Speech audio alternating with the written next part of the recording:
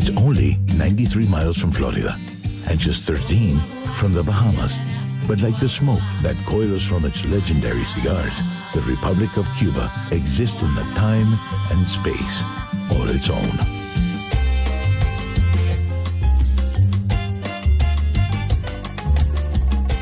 Blending the traditions of Spain, Africa, and its native peoples, and lit by the fires of independence and revolution, the aromas, textures, and flavors of this Caribbean nation are like no other. Despite its size, Cuba has punched well above its weight. For centuries, its vast plantations satisfied a global appetite for sugar and thirst for the smoothest rums. In 1962, it played center stage in a nuclear standoff, which made the planet hold its breath for 13 days. And through it all, its infectious rhythms taught the world how to move its hips. Few cities can stir the imagination like Cuba's capital, Havana, a city preserved by forts and citadels, a 5-mile seawall, and an imposed embargo which held back the excesses of the 20th century for over 50 years.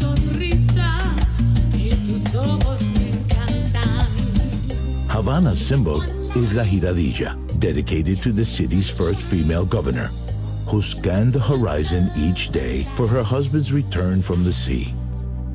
400 years later, she continues to wait high above the Castillo de la Real Fuerza, the city's original fort. While her husband never returned from his explorations, today she watches as millions of travelers come to explore her city.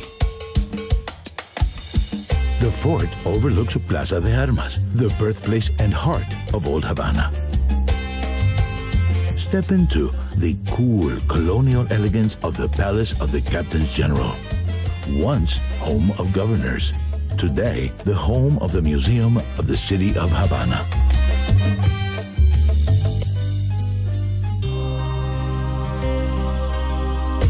Browse the vintage books and posters in Plaza de Armas.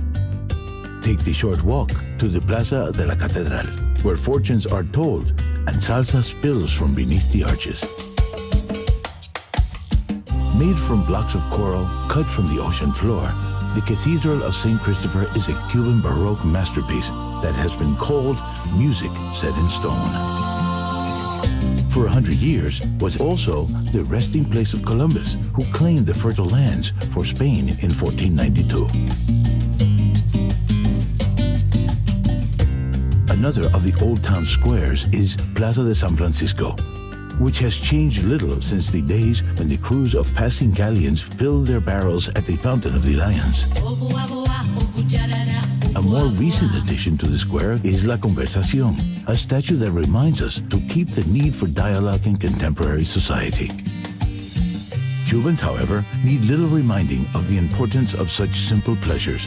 In a world where our heads are increasingly bowed to the smartphone, this is a city where people still walk with their heads held high.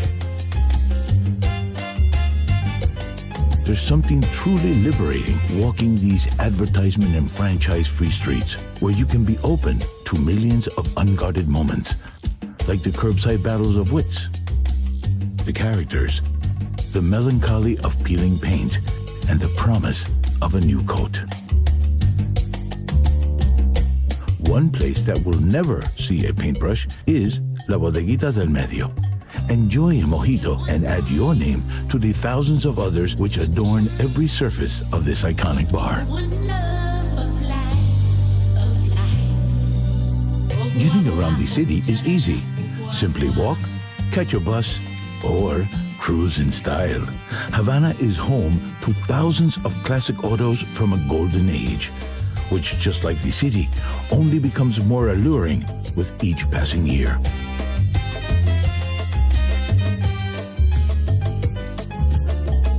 Head west, and you'll soon see the majestic dome El Capitolio rise over central Havana. The streets here are lined with some of Havana's finest architectural treasures, such as the Great Theater of Havana and the National Museum of Fine Arts.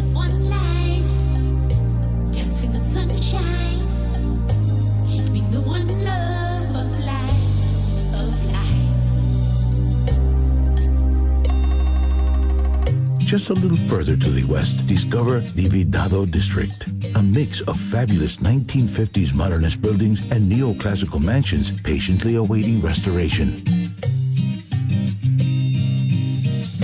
Explore the markets, then join ice cream-loving locals at Copilia, Havana's futuristic temple to the multi-scoop. The Vedado is also home to the University of Havana, a hotbed of inquiry and dissent for almost 300 years.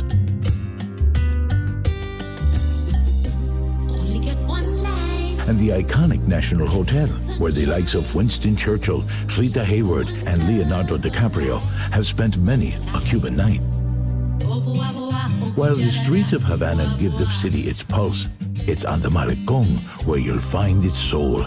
Extending for miles along Havana's northern shores, this is where the city comes to meet, romance, and dream, and perhaps catch a little dinner. At the Malecón's eastern end, look out across the mouth of the Havana harbor, from Fort San Salvador to its big brother, Morro Castle. For centuries, these two guardians were linked by a giant chain, which could be pulled tight to keep marauding ships at bay. While you're near the Malecón's eastern end, visit the Museum of the Revolution, housed in the former presidential palace of deposed dictator Batista. The museum is a dedication to those who took part in the long march to a free Cuban homeland. You'll find tributes to Cuba's political heroes all over Havana. But there is none greater than the Plaza de la Revolución, where more than 1 million Cubans can gather at a time. Towering over the square is the memorial to José Martí, the poet, writer, and lightning rod for Cuban independence. Pay your respects to Cubans, great and small, at Colón Cemetery, a city within a city containing over 500 mausoleums. From generals to chess champions to the poor, a walk through these 57 hectares is a walk through Cuban history. Another city within this city is Fusterlandia, where for more than 30 years, the wild imagination of artist José Fuster has exploded from the confines of his studio and into the neighborhood streets, walls, and rooftops of Jaimanitas. Havana has long been a magnet for creative minds. On Havana's outskirts, high on a shady hilltop, sits the former Cuban residence of Ernest Hemingway. Peer into the rooms where the Nobel laureate lived for 20 years, writing classics such as The Old Man and the Sea. The home was a gift to the people of Cuba and remains much as it was the day Hemingway left his beloved island forever in 1960. When the sun gets low and the city takes on its beckoning glow, why not head back downtown and order a daiquiri at El Floridita, just as El Papa did after a long day at the typewriter. Then let Havana's magical rhythms carry you into the night. Havana's lure can be hard to resist, but Cuba offers so much more beyond the seductive lights of its capital. In Cuba, a long sandy beach and a cool breeze is never far away. Just 12 miles from Havana's downtown, the eastern beaches unroll towards the town of Matanzas, the birthplace of the rumba, and Cardenas, where in 1850 the Cuban flag flew for the very first time. From here, follow the scent of fresh lime, rum, and suntan lotion north to one of Latin America's premier resorts, Varadero. This long sandy peninsula is famed for its natural attractions as well as its resorts. Be sure to take a walk in the Avariacacos Ecological Reserve and experience the subterranean world of the Cueva de Ambrosio. Then cool off in the pure, crystal waters of nearby Cueva Saturno.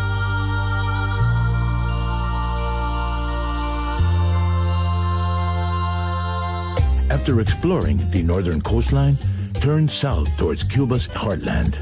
Santa Clara is Cuba's most revolutionary city. Here, in 1958, Che Guevara and 18 fellow rebels took on an armored government train with a bulldozer and Molotov cocktails and won. The Battle of Santa Clara brought an end to the revolution and cleared the way for a new president, Fidel Castro, who would steer Cuba's course for the next 50 years. But this city will always belong to Che. He is everywhere, watching over the city from his mausoleum, from the streets, from the very walls, extolling us to remember that liberators do not exist. The people liberate themselves. From a city forged by revolution to one built on sugar, welcome to Trinidad. In the early 1800s, this was the sugar capital of the world. Here, plantation owners poured vast fortunes into plazas, churches, and Spanish colonial mansions filled with the best furnishings money could buy. Just a few miles from Trinidad, climb Manaca Ixnaga Tower for views across the Valle de los Ingenios. Here, for as far as the eye can see, thousands of workers once cut sugarcane, while more than 50 mills squeezed out its sweet liquid gold. Trinidad is surrounded by other riches too. Relax on southern Cuba's finest stretch of sand, Playa Ancon. Then follow the rural back roads that lead to the cool heights of the Sierra de Escambre.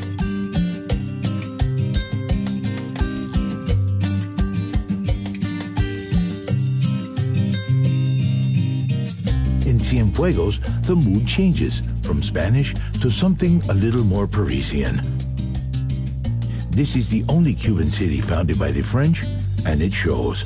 There is an unmistakable elegance here in the spacious avenues around Jose Marti Park, to the theater where Caruso once brought opera lovers to tears. You'll find it amid the lavish dining room and rooftop terrace of the Palacio de Valle, and in the seaside homes of Punta Gorda.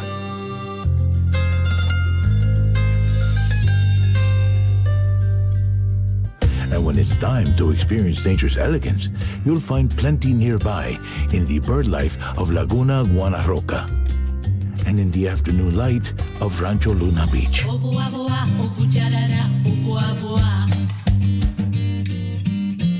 After exploring Cienfuegos, why not just keep going?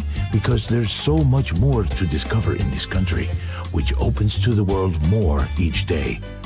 Sometimes it's hard to know whether Cuba is awakening to the world or if the world is awakening to Cuba. Whatever your politics, it's easy to admire this island nation that has proudly gone its own way. Cuba may still have one foot firmly in the past, but as the world tumbles forward into tomorrow, we can be thankful for the many things it has not let go.